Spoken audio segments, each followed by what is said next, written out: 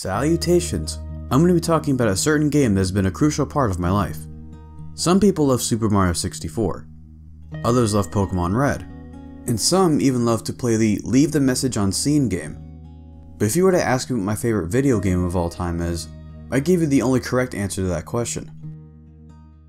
Welcome to Chicago Enforcer, the objectively greatest video game of all time. Chicago Enforcer, which was released in the year 2005, is the original Xbox port, and arguably the much better version, of a sister game called Mob Enforcer.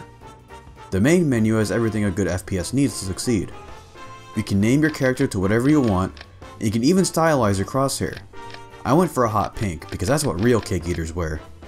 The game went for a more realistic approach when it came to the combat model, so auto-aim has been turned off to emulate the frenetic gunfights of the Roaring '20s. This was also one of the first console shooters to offer a leaning mechanic, which helps when engaging enemies around corners. One of my favorite aspects of this game is how blood splatters onto you in real time when using melee weapons against enemies. My favorite weapons include the Molotov cocktail, which looks like a radioactive Mountain Dew bottle, and the rocket flare, because it makes me happy seeing these enemies die in a blaze of confetti. In Chicago Enforcer's campaign, you play as Jimmy DeMora, a fighter who joins the infamous Al Capone's gang to take over all of Chicago and its assets.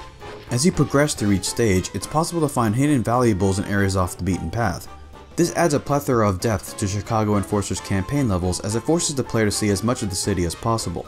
With superb visual and sound design, get this son of a bitch!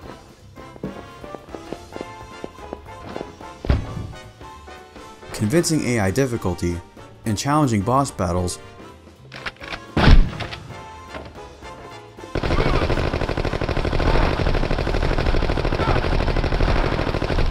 we have a campaign with unmatched quality. However, the main feature of Chicago Enforcer that makes it objectively better than Mob Enforcer is the inclusion of a multiplayer mode. Take that, PC elitists! The multiplayer component features your cookie-cutter game types, which include Team Deathmatch and Territories. However, a game mode that lets Chicago Enforcer stand out is a Capture the Flag variant that uses bags of cash instead of flags, which makes sense considering 20s mobsters never wanted anything to do with flags when there's $10 whole lying right there in front of them. The weapons offered in Chicago Enforcer are perfectly balanced for multiplayer, and the GAT makes for the perfect starting weapon. The multiplayer maps used here are BSPs from the campaign to give players a sense of much needed continuity.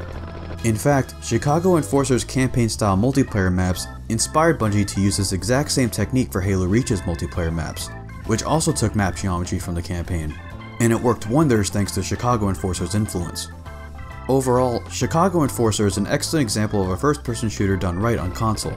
Stunning visuals, tight controls, superb game design, an inspired theme, all of this just goes to show what happens as the death toll rises. And that's why Chicago Enforcer is my favorite video game of all time. If, and only if, you enjoyed this video, hit the like button and subscribe. And make sure to hit the bell icon to be notified when I upload a new video. Follow me on Twitch, my Twitter, and join my Discord server as well. This is the Vengeful Vadam, and slow for payback.